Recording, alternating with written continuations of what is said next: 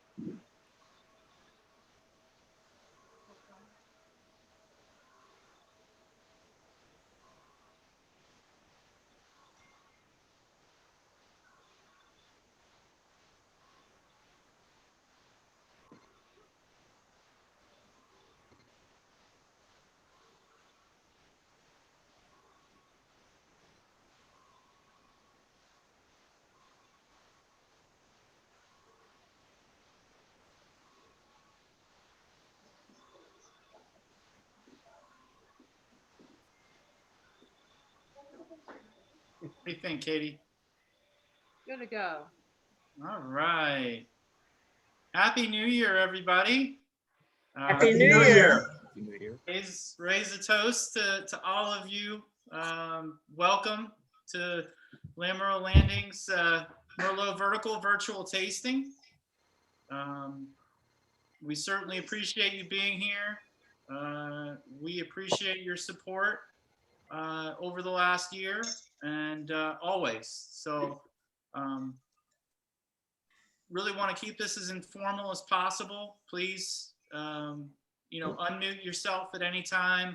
Stop us, ask questions if you don't understand something or you want further clarification or you want to ask a question that's completely, out of nowhere, please. That's what we're here for. If you don't want to speak up, please use the chat function at the bottom of your screen. So that's the great thing about Zoom. Put your question in there and we will address it. If not during, we'll make sure we get through everything by the end of the evening. So I'm Josh Wigg, so I'm the Vice President, one of the owners here at Lamoreaux Landing. I'm joined this evening by Aaron Roizen, our head winemaker here at Lamoreaux. So he's going to be helping me out, as well as his wife, Katie Roizen, who is our marketing director here at Lamoreaux. So they are the dynamic duo in the cellar and the tasting room. And hopefully between the three of us, you won't be able to stump us. And if you do, we'll take the look up and we'll get back to you. So challenge you to try. So anyways, with that, just give you an update.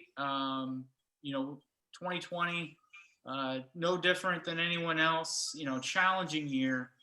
I know it hasn't been easy for anybody. We understand that, and we tried to do our best to stay open while we could.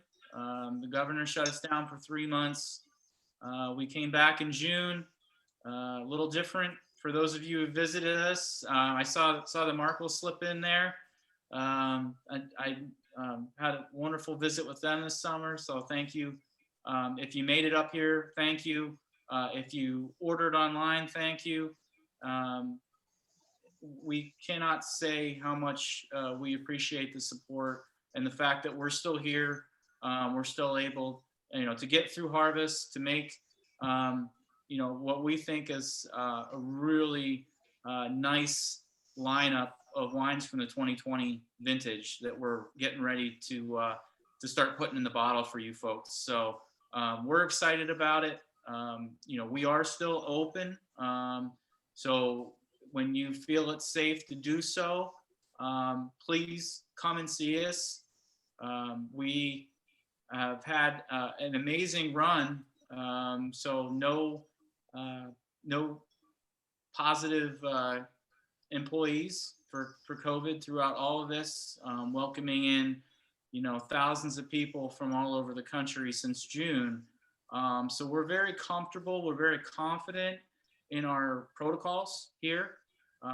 Pretty much during the winter, especially as a wine club member and VIP. You get pretty much the whole room to yourself. So if you want to visit, please call ahead for reservation, and we're happy to answer any of your questions, assuage any of your fears about the new tasting protocols and whatnot.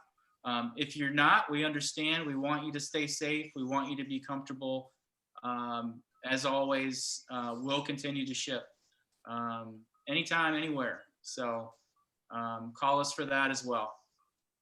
All right. So administration and housekeeping out of the way. We're here to talk about Merlot. We selected 3 vintages for you. So it's kind of the agenda for the evening. Again, in the spirit of informality, please taste often, early, continuously. Try them all. We're going to talk about them eventually going front to back. So we're going to taste and talk about the 17 and then the 16, and then we're going to finish up with the 12 vintage. But please, if you can, pour them out, let them sit, track them throughout the evening. So we want you to taste them, see how they open up in the glass over time as they warm up. Always, our reds, we're going to recommend consumption, somewhere around that 58, 60 degrees. As they come up to room temperature, see how they change. And if if you're opening 1 tonight, great. If you're opening 3, just know that these wines, even the 12 is going to get better for days. Even if you don't have a vacuum vin or a core vin, just simply shoving the cork back in the bottle, these wines still have a lot of life left. So they're going to continue to evolve in the bottle over the weekend. Try them with different cuisines. So just kind of have that perspective that they're dynamic. Once we put a wine in the bottle, they're not going to change. So we're going to go through a little background, a little history perspective on the Merlot grape. We're going to get into specifically, at Lamoreaux here, our vineyard site, what makes us special with respect to Merlot and obviously our estate vineyards. And I say vineyards now because we do have 2 Merlot vineyards as opposed to the Block 137, which we're tasting exclusively from tonight. So we're very excited about that, and we'll talk about that a little bit more. We'll go through some vintage variation as we proceed from the 17 to the 12. We're going to talk, ad nauseum, answer all your questions about cellar techniques, barrel aging, tannins, acids, structure, fermentation, whatever you guys want to know. We're here for you. And then we'll finish up with some aging and food pairings. So, so Merlot around the globe, it's, from southwestern France, back to the 1700s. It's a storied grape varietal, goes into some of the most expensive wines in the world. Pretty much you can grow it anywhere. You may not be able to grow it well everywhere, but it will grow. The California proved that with the commercialization of the grape in the 1980s and 1990s. It definitely is an interesting varietal. Can be done in a number of different styles, and that's what we're going to talk about is kind of how we fit in to the big wine world and why we focus on it. So with it's kind of a chameleon, so it's very influenced by where it grows, and what does that mean? Well, for us it means it's terroir. So any grape like Riesling that's very sensitive to the soil, slope, site, we're going to call that an expressive varietal, and more often than not, we're going to hone in on that varietal because we're all about showcasing our vineyards. So that's very important to us.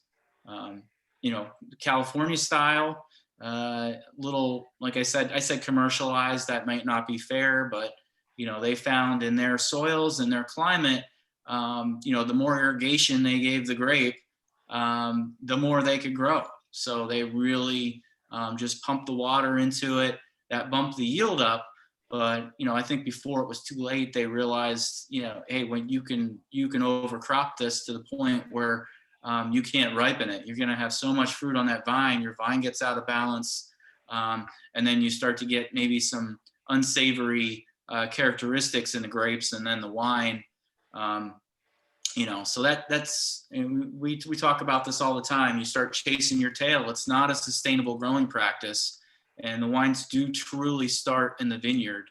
So the more vegetal notes you have in all of those grapes, the more oak, the more sugar you have to add, to cover up.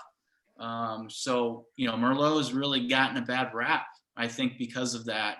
Again, not to blame any specific region, but people call it soft, people call it lacking, character, lacking tannin, but just know that Merlot is an amazing grape varietal. It deserves, its own, kind of significance in the wine world.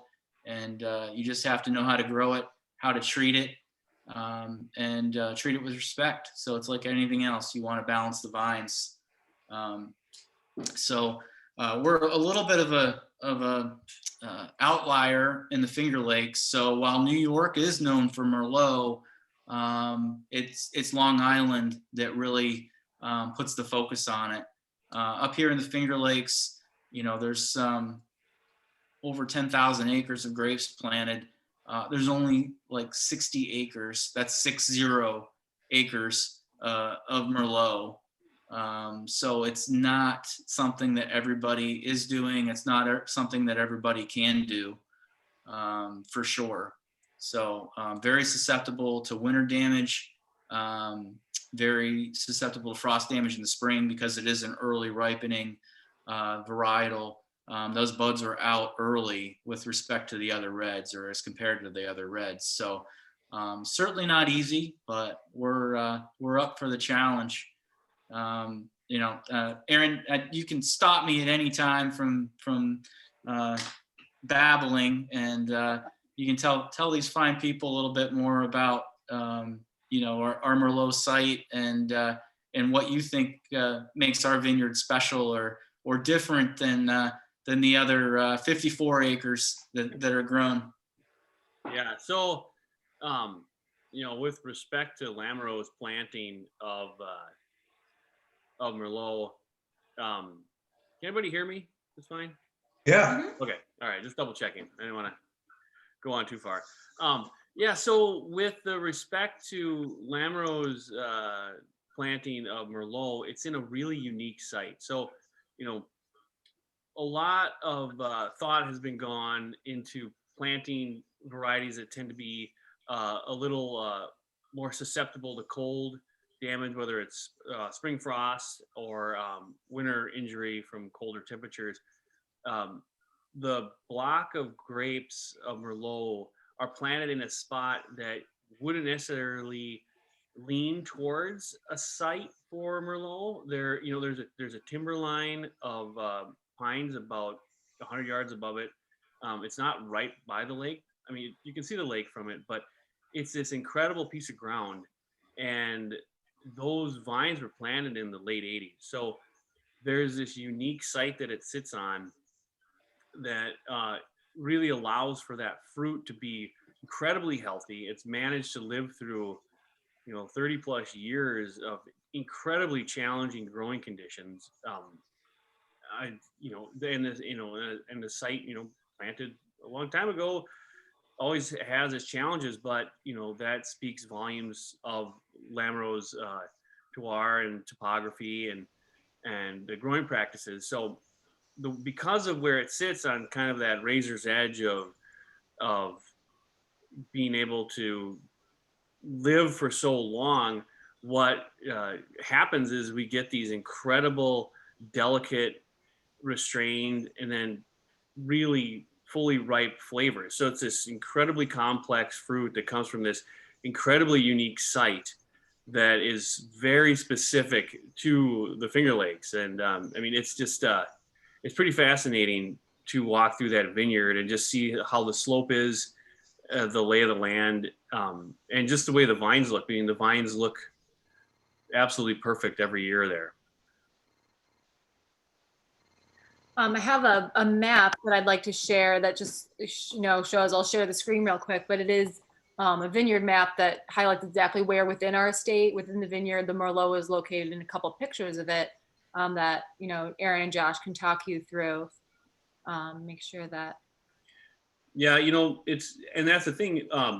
Merlot grows well in the Finger Lakes if it has the proper site, but they're not that common. So it's a fascinating point where, one of the world's most planted red varieties really does need a specific piece of ground that holds all the properties that it needs to flourish and to persevere. And we happen to have ground like that. Yeah, so hopefully everyone can see the map that's up here. So the winery's at the top, so at the north end of the property, just to kind of give everybody a point of reference. So, we've got a little over 900 acres in the estate now. Merlot is, the Merlot that's in production is in block 137, which Katie has called out there. It's right in the middle of our property. As Aaron so eloquently explained, just an amazing site. Shale limestone soil, so it's a Lansing gravelly silt loam. We're going to talk about these three vintages that are kind of on the hotter side, warmer side, drier side, particularly when we get into 16. So think about those vines, and we're gonna show you some pictures of some baby vines. So I guess I'll just let the cat out of the bag. We are no longer exclusively growing Merlot on that block 137. And before you think we get too crazy, the baby vines that were planted last year are just to the south. So if you move south, we're literally just going across the hedgerow on a new site that we've prepped. Still Lansing gravelly silt loam, basically the same elevation, same distance from the lake, but it's a new planting. So we need more Merlot. We're not really going away from our wheelhouse. We're not trying to reinvent anything. We know, that site is phenomenal for Merlot, and we're just literally moving a stone's throw to the south on the same shelf above the lake. So we have high confidence, that we're going to have a viable and excellent addition to the vineyard holdings. The biggest thing here is now we're going to have a difference in age in the vines. So I'm really looking forward to that. Part of growing in our soil and balancing these vines is giving them a foundation for life, and we do that by letting them get their roots established. So they were planted in 2020. Their first 3 years of life, they're going to have no other purpose other than putting down roots. So Katie just flashed up. This is actually today. So you can see no snow right now. But this is the baby, a baby Merlot vine in the new vineyard. Basically almost a year of growth. So they start off as little sticks in the ground. We almost have a couple trunks here, but they're going to have 2 full seasons of us just dropping the fruit, returning the fruit to the soil, and all they're going to do with the resources is put it into rootstock and getting those roots deep. So when we have these hot, dry years, these roots are literally feet in the ground. So that's what we want. That's how they weather. That's why we don't ever see any drought stress on our vines, even in those outlier years, which we're having a lot more of, unfortunately. We're rolling with the punches, as many of you have heard me say, at least. But we'll try to put that into perspective, and hopefully in 3 or 4 years, the vines will look like this next picture that Katie put up. So this is Merlot in block 137. So this is what it should look like. We have 4 nice canes from last year wrapped out on the fruiting wires. You can see the Scott Henry trellis system. So it's vertically split. The rows are oriented north-south, just capturing that full travel of sun. And that's what we want. That's that ripening engine for getting the fruit ripe and to the level that we want. So really where Merlot fits in for us, it is kind of the glue that holds the 76 West together. For those of you familiar with that, that's our Bordeaux blend of Cab Franc and Cab Sauvignon. It's really the bridge between those two varietals. We can go more into the genetics of it and the like, but they're all related. Cab Franc being the parent, and Cab Sauvignon and Merlot, kind of being the children. So all have something different they offer to that blend, but it doesn't stop there. That those other acreage that's grown in the Finger Lakes. I think it's mostly for people that are looking to produce a Bordeaux blend and add that to their stable. For us, the 76 West it's nice, nice to have, but it's this varietal has a place. It stands on its own, and we're very happy to kind of make our unique expression of the grape. We're going to explain to you a little bit more in the coming minutes about how we do that. But just know that we're not trying to copy the old world style, that kind of right bank of Bordeaux, and we're certainly not trying to copy the new world style of that jammy, kind of alcoholic bomb that comes from warmer climates, like our friends on the West Coast do. We're somewhere in the middle. So, Aaron explained to you about our site. What further goes with that is the microclimate. So we're perfectly positioned on this hillside above the lake, but it's the diurnal temperature swings, particularly at the end of our growing season, that really make us unique. So whereas Long Island has that maritime climate, we have this diurnal swing. And what that means is it's the difference in the temperature from midday to the temperature at night. So we can go up to, in the 80s or 90s during the day and still get down to 45 or 50 degrees at night. And what's that doing is it's allowing the vine to achieve physiological ripeness. So we're able to develop the fruit character. We're able to develop and ripen the tannin structure during the day. But instead of all of that acidity getting burned at night, we retain our natural acidity. So we have the acidity of the old world. We have the ripening capability of a much warmer climate than we're given credit for. And what it results is just a very complex, interesting wine, elegant tannins with the acidity structure to pair well with food today, but also age down the road. So that's what we strive for.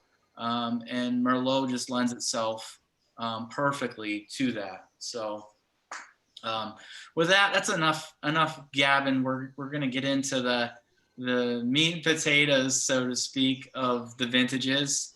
So I mentioned we're going to start with the 2017 and work backwards. We kind of set the stage for these 3 vintages. We did choose these based on kind of the variation. So they're all average to slightly above average to way above average in terms of heat, but all very different wines, both when they were bottled and today. So think about that as we taste through them. 2017, I guess to set the stage, we measure our heat in the vineyard in growing degree days. So a lot of you have heard me talk about that. It's basically just measuring the average temperature of the day and accumulating those heat units throughout the growing season. So every degree it goes above 50 during the day, for average temperature, you're just going to accumulate that from April 1st until November. And those heat units are going to be a measure of the growing season. So the Finger Lakes in general, about 2,500 is the average. We're in what's called the banana belt, so it's a little more tropical. Tropical is relative in this usage of the term. We get about 2,850 is our 10-year average. So 2,850 growing degree days. That is not a lot. So it's not California. We're cool climate, but 2017 was pretty much right on that average. So 2,830 growing degree days. We had a hot 16, which we'll talk about next. And then an Indian summer in 17. So the hot 16 and wet spring led to a big crop, but then we got this beautiful Indian summer, which allowed us to actually ripen it off. Just think a lot of fruit, but wonderful quality. So this was harvested on October 20th. So not important in and of itself, but just remember that when we talk about the other vintages, the other hotter vintages, it's going to become important. 22.5 bricks, so that's our sugar level that we're targeting, and about 7 grams of acid. So you can taste that in the glass. So Aaron, what are you getting in the 2017? Well, it's been a little bit since I've had it. It's really nice. There's a lot of bright fruit right now. And as I've tasted through all three, as they've been sitting out, what really strikes me is how the consistency of the flavor profiles of the wine. It's almost like when you pull a line and you snap it and you see that vibration go up. And right now this is really tight. And as you get farther away from now, the vintages get bigger and bigger, but there's still that consistent line that keeps drawing. So right now, the tannins especially stick out to me. They're really fine grain tannins. So they have a little bit of a grittiness to them, but they're so small on the palate that they just keep kind of washing away like little flecks. And then there's all this fruit that's there, all this blueberry, all this cassis, all these these smaller berried flavors that are very reminiscent of the size of the Merlot grapes, which are small anyway, but just lots of dense, bright red fruits, and just the way that they're interplay with the tannins. There's a lot of really sweet characteristics from the barrels. There's a little bit of that like nice leather that's really kind of pulls everything together and just keeps everything moving along. So it's really, for a year like 17, it's really impressive how everything just kind of comes together over time. And I think we bottled this in 2019, the summer of 2019. So it's really starting to, come into its strides. Yeah, it's already starting to integrate at this young of an age. So just take a moment to work in a couple questions here. So, because it's pertinent. So Joni asked, what's my favorite Block 137 vintage, or what's our favorite Block 137 vintage? And, I think for me personally, my favorite drinking right now is the 2007. Not to rub it in anybody's face, if you don't have that at home in your cellar. If you do, drink it now. If you don't, my favorite is this 17 when it's you know, a little further down the road, even where the 2012's at. I think it's going to be phenomenal. So I'm really looking forward, if I have the willpower, to let that get a little further down the road, because it's got the structure. The acid on this wine is just it's so amazing. The silky tannins that Aaron was talking about. So Aaron, do you have a favorite Merlot vintage? I would have to say the 2016 kind of sticks out to me. That, you know, that year was warm and you can taste the sun on the grapes because the, you know, the cuticle on the rachis of the berry were starting to get tighter and smaller, and there's this snappiness there where there's still that fruit, but there's also this red character. So that's kind of what sticks out for me. Perfect segue. So we'll move to the 16. So again, remember that 2850 average growing degree days. The 2016 was 3100. So yes, that's a lot. So 10% above average. And how we got it was even more impactful. So hottest, driest year in 50 years in the Finger Lakes. That's pretty much all you need to know. Numbers aside. So, and you know, we're getting more and more of those, but 16 was the king. So harvested on October 13th. So we harvested a week earlier than the 17 in terms of the growing season. Still targeting that 22 and a half bricks. And we got about 6.5 grams of acid, you know, from the grapes. So off the vine for this one. So Aaron, talk to us a little bit more about the 16. Yeah, so like Josh was saying, with it being such a warm year, the tannins are developing in a different way. What I kind of find is that that they tend to stretch out and get these longer chains that kind of wrap around your palate, and they have a different kind of length. Whereas like the 17 had these really fine grains that kind of wash across your palate, like a nice smooth sediment. The 16 has these long enveloping tannins that have had ability to age more so with the tannin of the barrel. So they've had more time in the bottle to develop that way. But you're tasting that, you know, that warmth of the season, that the crop, the influence that the summer had on the crop, the different texture that the skins had, you know. So because it was a warmer year, the skins were starting to break down a little bit more. So there was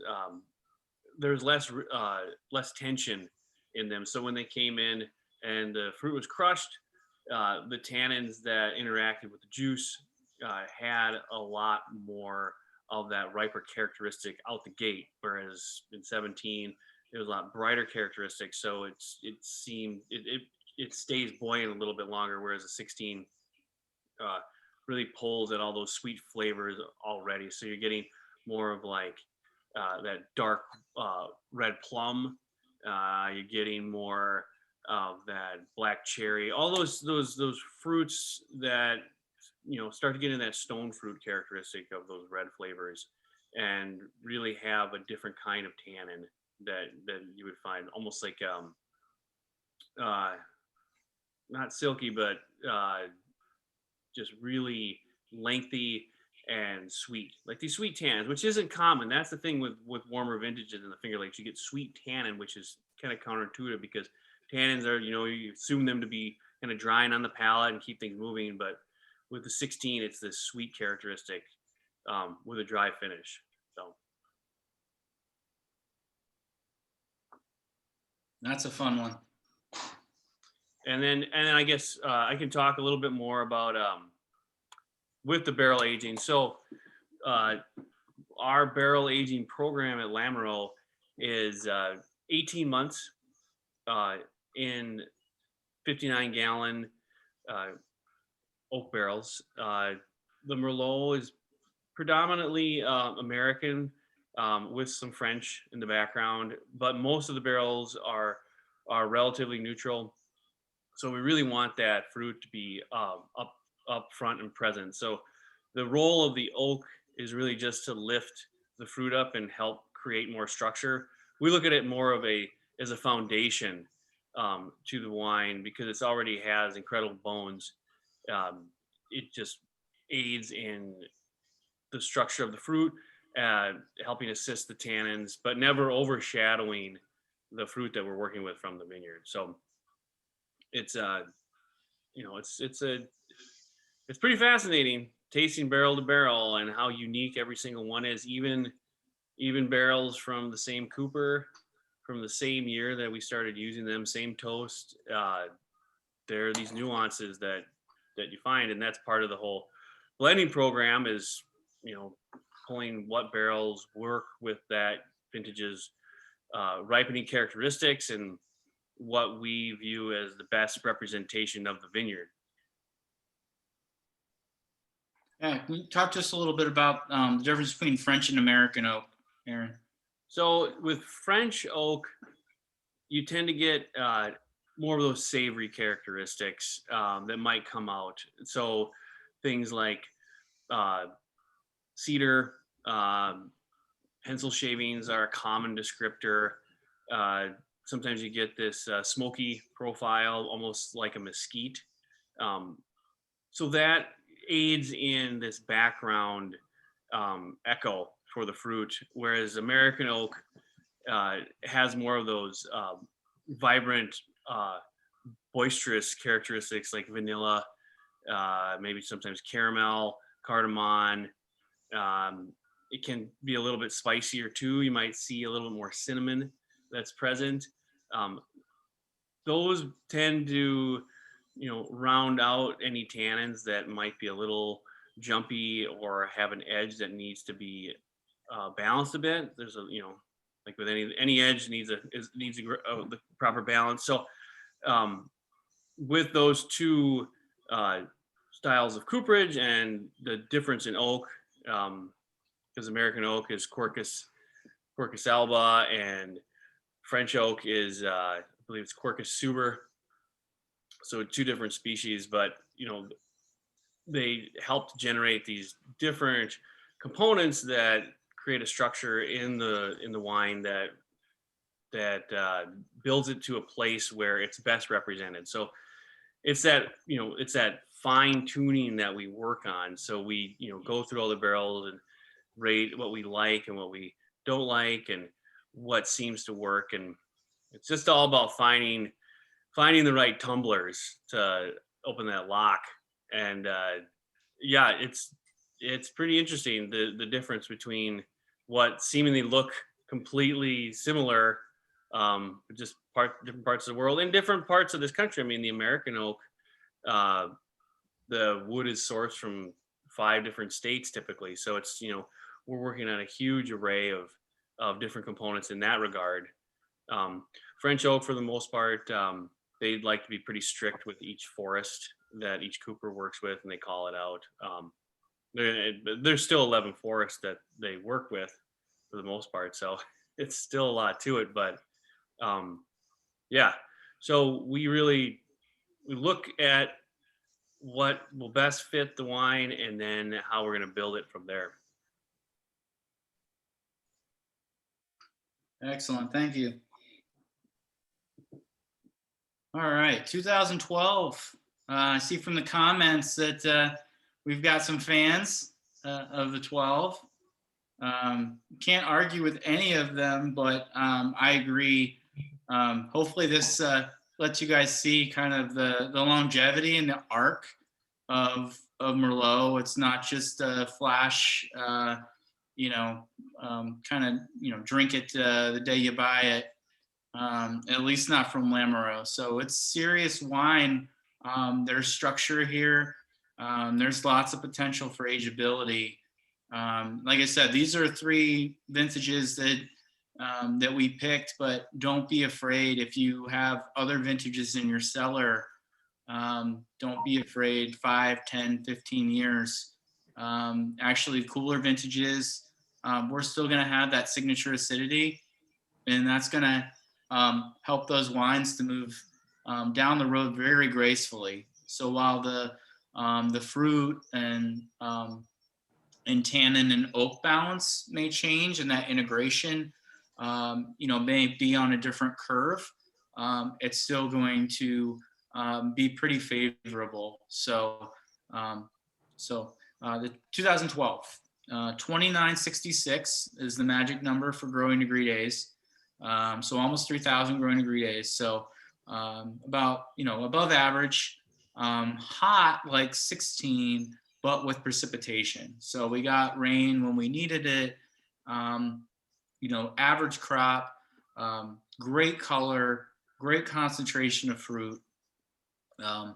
Just kind of like everything you'd ask for a red growing season. Harvested October 1st, 2012. And again, magic numbers, 22 bricks and 6 grams of acid. So even in those hot years, hopefully you see a trend. If we have to the difference between harvest date in a year like 2017 and a year like 2012, this is 3 weeks difference. So, we're not getting greedy. We're not going for 26 bricks. You're not going to get a 15% alcohol Merlot from Lamoreaux, 12.5 to 13.5%. We're more than good with that. That's going to integrate better. It's going to keep the wine balanced, and it's not going to just kind of stand out and slap you in the face. So, Aaron, thoughts on the 2012? Yeah, after it being open here for about 40 minutes, the thing that starts to really strike a chord with me is those really ripe tannins, how they still have this really fresh, sweet herbaceousness to it. Like in the background, I'm getting like juniper berries, fresh cut rosemary, like all this stuff that you wouldn't necessarily think with such a warm year, but because it's such a complex wine and the tannins are developing the way they are, there's all of this, like, it's almost like mouth-watering characteristics with the wine, along with all of the really ripe fruit, all that dark cherry, that blueberry, that cassis. There's these other incredible things that are manifesting now as the wine is aged and it's been open. Just the integration of the oak is tremendous. Just these sweet components for a dry wine that don't typically register with Merlot, and it's just a testament to this variety's consistency at Lamoreaux. Like 2016 and 2012 have some similarities. So I'm forecasting that the 16 will develop like the 12 has. But yeah, 12.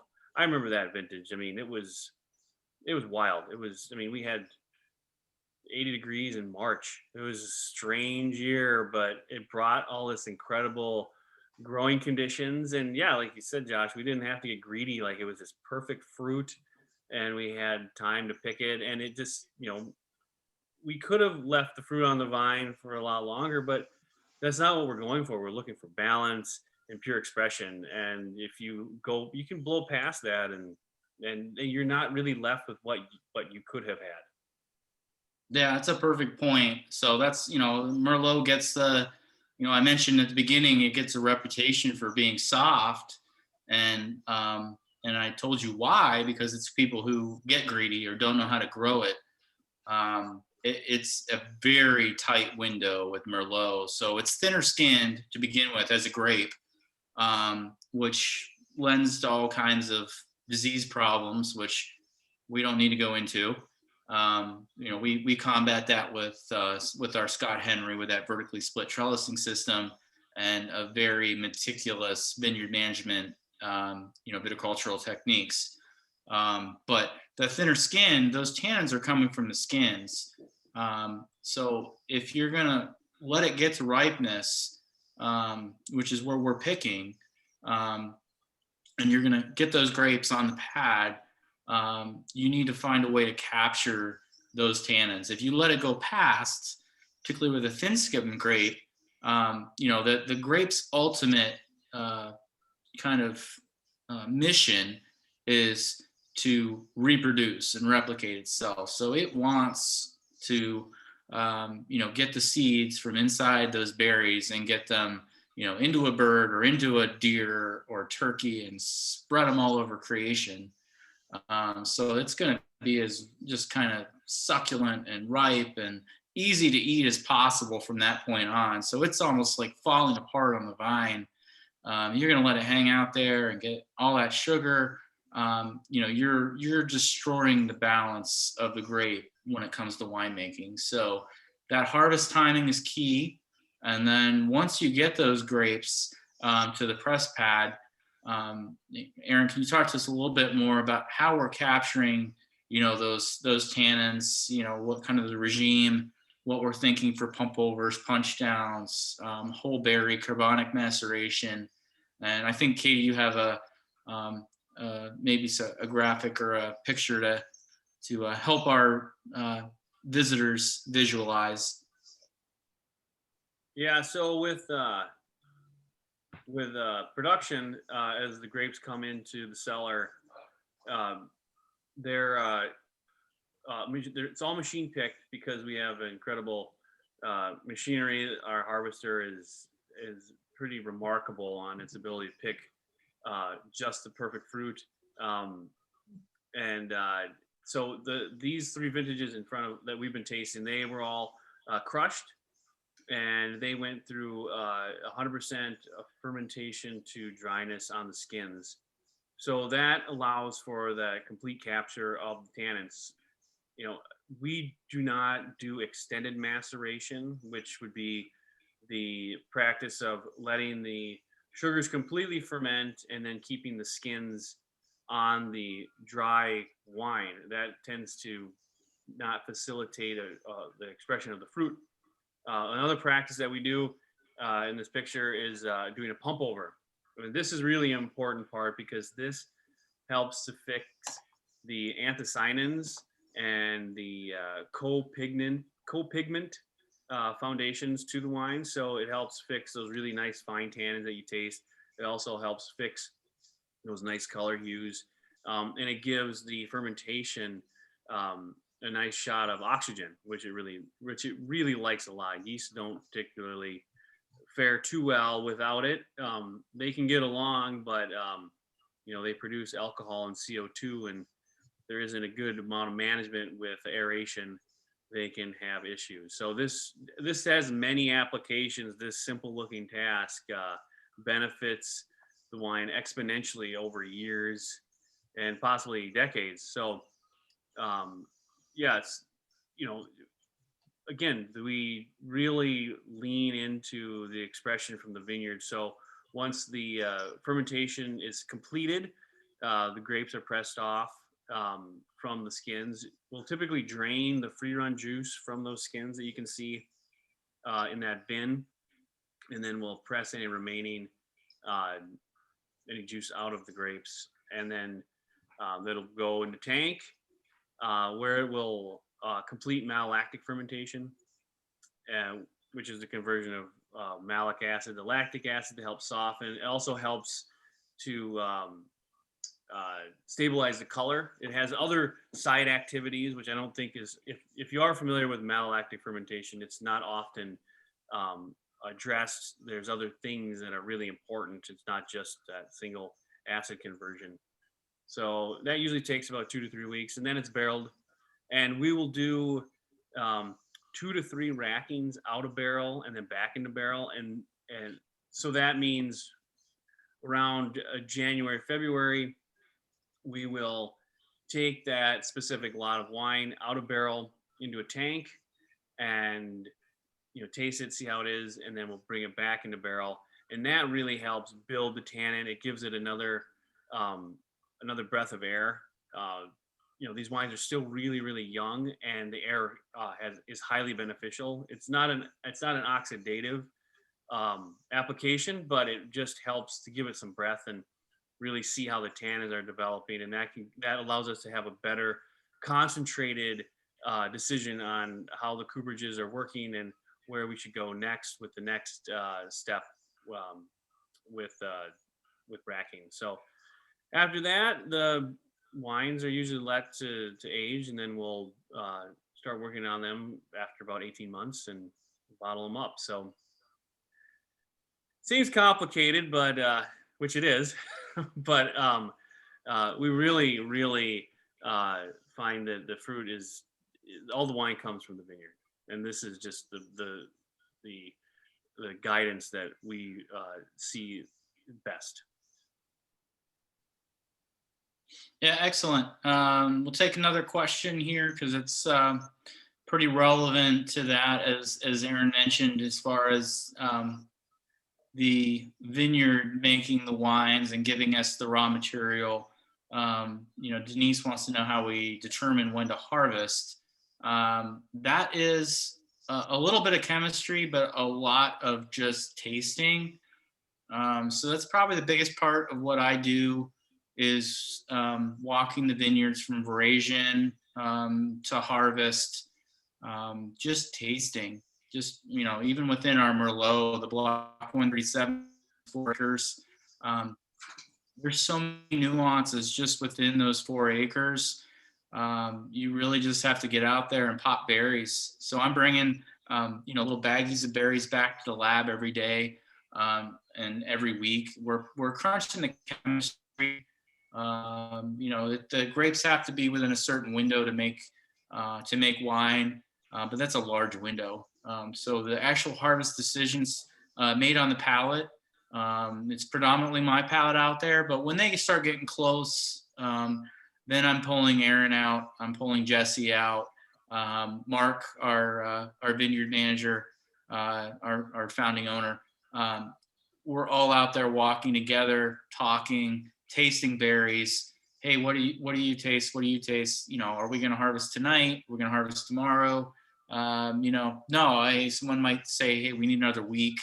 But just know that balanced vines, result in balanced grapes, and balanced grapes make exceptionally balanced wines. So you get that vine out of whack, out of balance, it's very hard to recover, and certainly not within a year, within one growing season.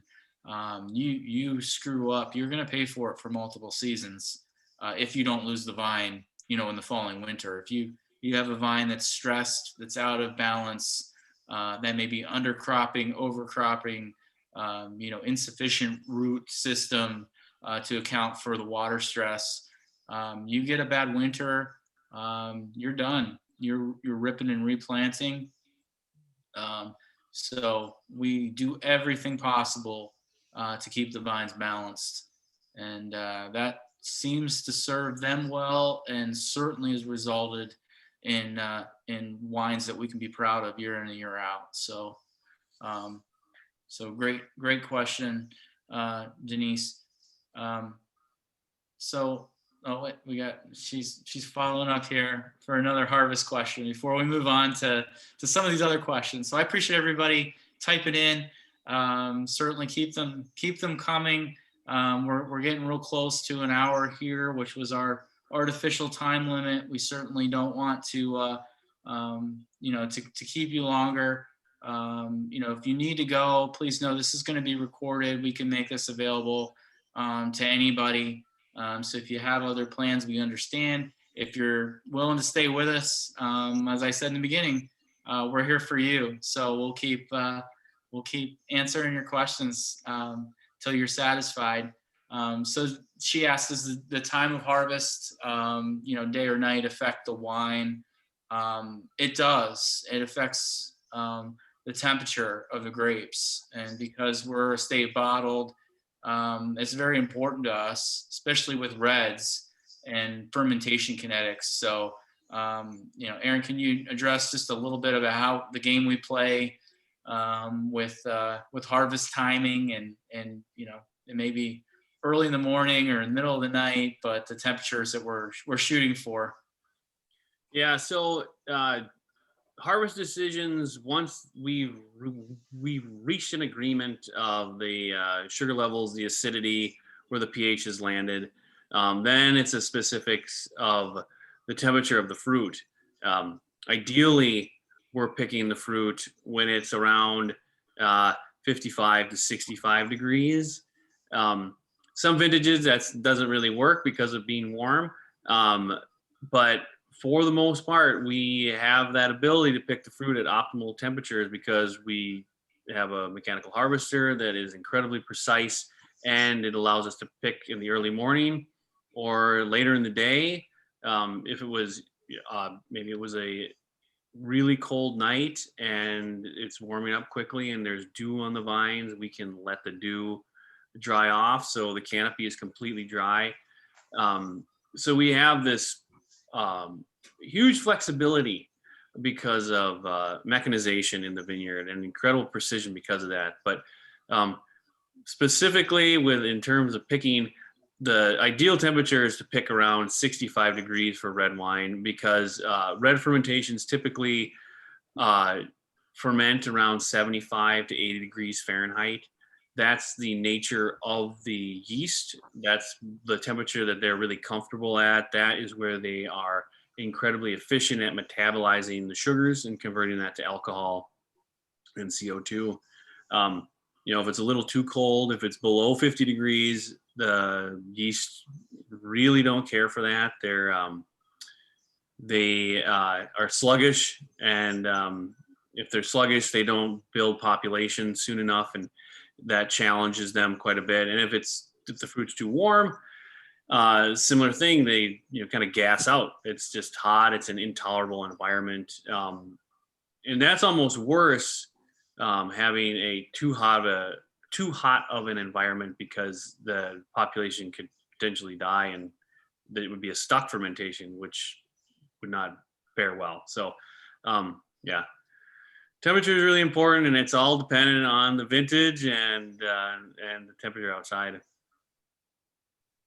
Yep. Joni has a couple questions that are a nice segue to our next topic that we had kind of queued up about aging potential, when to drink, how long do you hold wines. So, she's asking what advice do you have for choosing which wines to cellar and when to drink them.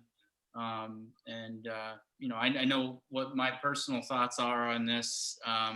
If a wine's not balanced young, so if you taste it in the tasting room or you have a bottle out of a case you bought and, it's not good, it's not showing potential, it's not balanced, it doesn't have all the components, while they may not be integrated, they're not all there. Generally, 99% of the time, that wine is not going to develop something spontaneously in the bottle. You have to be able to taste the potential young, and that's kind of what I use. That acid and tannin, fruit and oak with reds. Those are that's the spectrum. And if it's got all those components and they're all favorable, there's a good chance that wine's going to go down the road pretty well. You want to factor in the vintage.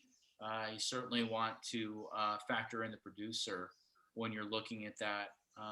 The winemakers, the wine growers, they're going to know better than anyone. Hopefully, certainly with Lamoreaux, if you ever have a question about anything in your cellar, I am happy to, Aaron's happy to, Katie's happy to. We'll walk through your entire Lamoreaux holdings, bottle by bottle, vintage by vintage, and certainly happy to give you our recommendations. We're tasting. I have at least 2 cases of everything that we've ever put in the bottle here at Lamoreaux. That goes back to, we opened in '92 with the 90 reds and sparkling, the 91 whites. We're taste those periodically, so we have a pretty good idea of what's going on, what our fruit's doing. There's some milestones, some major advancements in technologies over the years. When we switch closures, when we switch bottling lines, Winemakers make a big difference as well. So we can factor all that in for Lamoreaux. But the best advice is to, basically tell you, go to the producer or the fine wine shop, the som that you're dealing with when you're buying these things. So that's a great question. And Joni had another question about, do you plan to re-release any other older vintages? Absolutely. So in addition to those 2 cases that we have of everything, since 2007, I have put away saleable, so retail saleable quantities of selected vintages. So we're always bringing something out. If you're here in the tasting room, there's generally 2 reds and 2 whites that, as you guys can taste, you can buy. I'll take the 07. So unfortunately, we've already the 07 Merlot has already made its re-release debut in the tasting room. So I do apologize for that. But certainly, if you miss out, you have to realize this fruit's all coming from the same place. We have beautiful vintages here in the Finger Lakes. So just know, now that we're, almost 15 years down the road from 2007, like Aaron said earlier, hey, where's the 16 going to be when it's where the 12 is? Or where's the 16 going to be, when it's 15 years in a bottle? Don't be afraid to, we'll sell it for you. Don't get me wrong, but don't be afraid to buy the current release. If you have the willpower, squirrel away a couple bottles in your cellar, knowing with confidence that, hey, Josh told me they're going to get better. Aaron told me they're going to get better. All we ask for is the feedback when you do open them, because they're special. It's such a dynamic art form, and it's further compounded when you save it for a special occasion, you open it with loved ones. We cannot thank you enough for making us part of part of your lives. That's what it's all about. That's why we do what we do. So we really really appreciate that. Let's see your other questions to clean up here before we move to the final food pairings. Don and Becky, are you going to blend the 2 blocks or stay with a single vineyard? As you guys know, we are all about putting the best wines in the bottle. So we are going to have fun when we finally do get fruit from the baby Merlot. We are going to have ourselves a ball doing some blending trials. We're going to, hopefully we can make 2 single vineyards.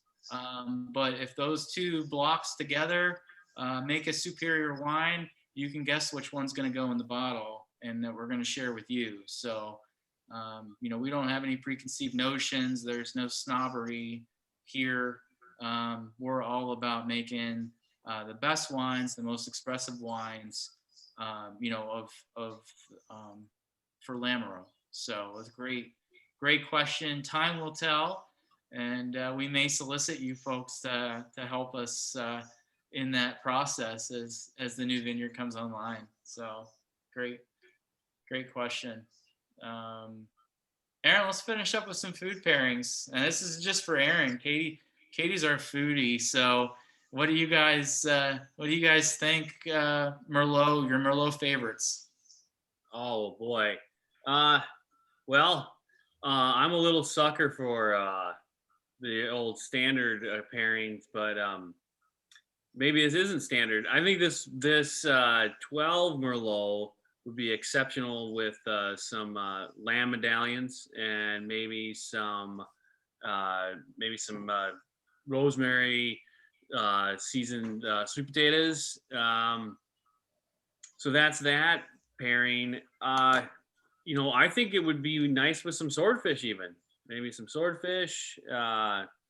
a nice herb coleslaw. So you get other characteristics that in the coleslaw that might bring out other flavors in the wine. I think you could, I think like with any of Lamoreaux's wines, you could go completely off the trail with pairings. It just, they're so complex and fascinating. But yeah, if I had to go with one, it would be lamb. I think that'd be a wonderful pairing. I say pizza. Well, Steve, you gotta resend me your recipe for your pizza and I'll make it someday. Oh, didn't you? You don't have it? I don't, I lost it. I wrote it down, I lost it. So you gotta write it out and send it to me. I'll do that. Well, I'll be calling you anyway for. Okay, sounds good. Well, we're gonna do, we did this, it's like a Gouda, it's like a smoked Gouda, and like smoked tomato burger. And I really like the idea of having something smoked with Merlot because it is kind of really fruit forward and you have a little bit of that smokiness to kind of play with that and really enhance it. So that's kind of what we have on the agenda for this. After we say goodbye tonight, we're gonna make some burgers with what we have open and probably drink this throughout the rest of the weekend. So it'll be fun to kind of get playful with food pairing while we make our way through these 3 bottles. Josh, what about you? No, I am looking forward to making my famous venison stew. So, Yeah. I think you guys, just the variability of your answers, and it's really that acidity, of the Merlot. So it's almost like a Pinot where you can go fish, Yeah. you can go white meat, I love it with duck, just a duck with a little, kind of raspberry compote on it. You have the acidity to cut through anything. So you can play off from the fruitiness, you can play with the acidity, you can play with the earthiness. So there's an herbalness, being the daughter, if you will, of Cab Franc, you don't always get the full spice, but there's definitely an herbal component, a minerality that comes out in our Merlot from Block 137. And, Aaron touched on that with the rosemary. You can really play with that, with spices, with mushrooms, that earthiness. Love, I put mushrooms in my venison stew. So I kind of do both. And, if the second day when it sets up, you put a little hot sauce in there.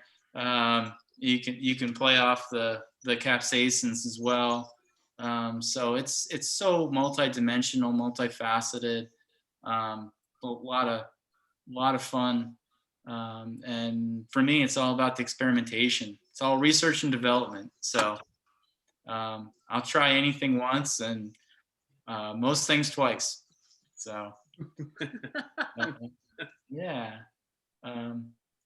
See here. Joni says, do you plan to do a vertical event like this for any other varietal? Absolutely.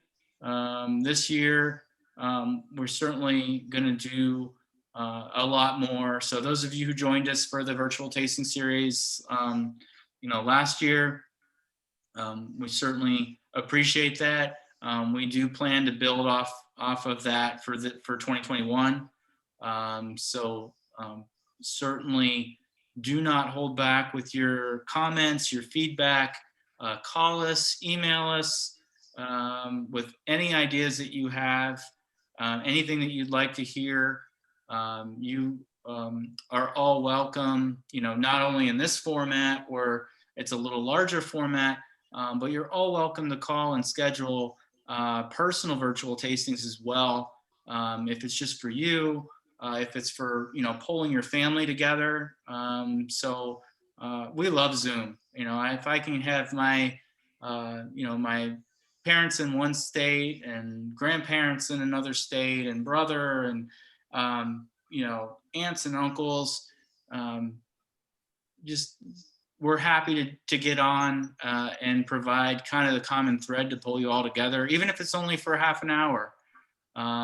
You can ship wine you know, just about everywhere. So we can get everyone the same bottles. You guys can sit down, taste, and we can personalize a tasting for you just as easily as we can do a group tasting like this. So sky's the limit.